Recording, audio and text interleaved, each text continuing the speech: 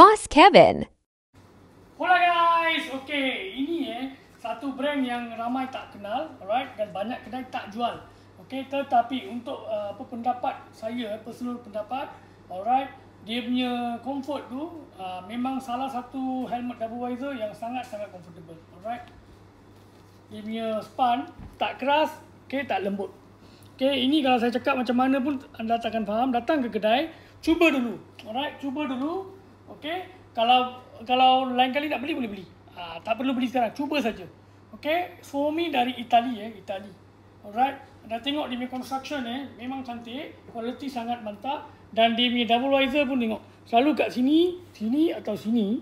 Okay, ini dia bagi sini. Nampak? Dia punya smooth. Okay, very nice. Okay, airflow semua jalan. Okay, dan shell yang kecil, tajam, fiberglass, ringan. Okay, sangat ringan. Alright, kita ada 5 design. Okay, so untuk saya lah, dia sangat selesa sebab span dia memang material yang lain daripada lain. Okay, ini salah satu design. Kalau nak lagi simple, inilah simple.